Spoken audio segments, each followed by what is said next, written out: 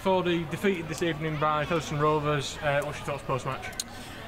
Initially, just want to say congratulations to Featherstone. I think they're a top side. And then focusing on us, I thought the first half we showed an awful lot of promise. We asked the right type of questions for how Featherstone defend. Picked some really good options within that shape. I thought our defensive intent was excellent. And I thought we were the best team in the first half. I thought we were unfortunate to be behind from when I was sat the try on the stroke half time was just, ridiculous. I spoke half time about improving our play fives. Probably been a little bit better at managing the tempo that Featherstone were winning with the big blokes fracturing the ruck. Just been a bit better about winning back control. And we just unravelled second half. Featherstone played really well, and there's an awful lot of justification for how we unravelled at times. The amount of players we lost to injury is just ridiculous. Marshy's tweaked his groin, played 70 minutes. Brendan O'Hagan's got re-injured, had to pull him off. Corey Johnson hurt his ankle. Chris Brinning's hurt his ankle, had to come off the field. Tim Spears has broke his ribs, Cuthbow's broke his ribs. James Mack and Baldy, they're injured. Stayed out there for the team, just really having a dig. There's probably a couple I've missed.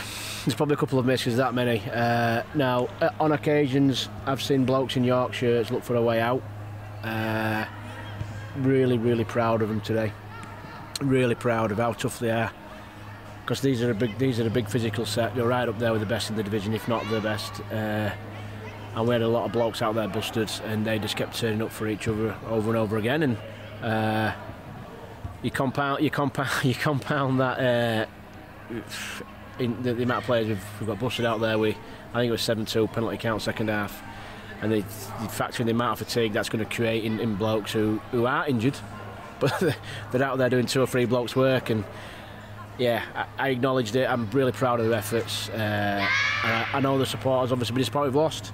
They won't know the detail in terms of who's carrying what kind of injuries, but I hope they're really proud that despite the adversity, those lads kept turning up one for one another. And they're really proud to wear York shirts. Really proud to play with each other. And this kind of thing ain't going to last. It won't. We aren't going to keep turning up and finishing games with 9 fit blokes. It just can't. It will turn, and I think we saw it for staff that when we get a fair crack at it, we're a decent side.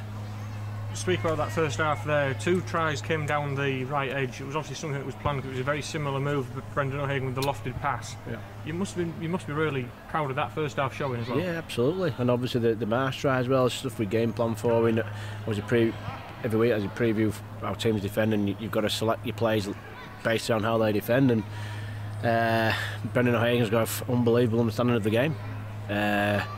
He's just selecting the right kind of plays for how they defend, and then making good decisions within it. As Marshy, and just really pleased with that. But really pleased with the intent that we showed. I mean, Featherstone pretty much roll over top of everybody. In the first half, I thought we had a real dig contact-wise. The second half, I'm not going to go through it all again, but there was some mitigation around why they probably got on top of us physically, and they did. You mentioned the try on the stroke of half time. What was your issue with that? Marty's caught the ball in goal.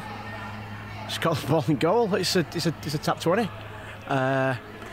According to the players around it, the linesman didn't want to give it, but the referee's got to go with what he feels. I've no problem with referees. Referees are going to make mistakes. I'm not one of them blokes to write in and complain about it, because I make mistakes, but everyone makes mistakes. But we didn't lose the game because of it. If he'd not given that try, it wouldn't have stopped us picking up all those knocks in the second half. You've mentioned the number of knocks. It was more than I think people in the stand were aware of as well, with the players who went on through the game. Are you hoping to again dip into the loan market to just replace some of them bodies for next weekend? I don't know. I don't know what we're going to do.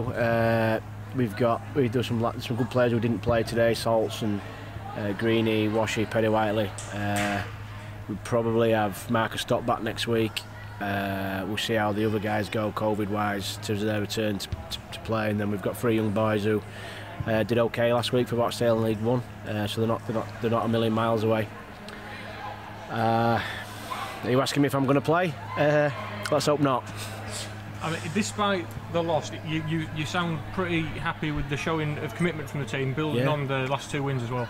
Yeah, no, absolutely. No, listen, I've spotted you at times this year when I've been absolutely disgusted with some of the stuff I've seen. I'm really proud of what I've seen today. I just feel for the boy. Honestly, I'm gutted for them, because they've got to be the most unlucky side I've ever seen. In terms of blokes picking up injuries, and blokes who do the right things away from the game as well. All I can say to them is, look, this won't last. Just stick at it, lads. And then next weekend against Whitehaven, they defeated us at their place earlier this year. A big week coming up. Yeah, absolutely. Whitehaven beat us away. They deserved to beat us. I thought they beat us up. If I'm honest, I was really disappointed after that performance. So we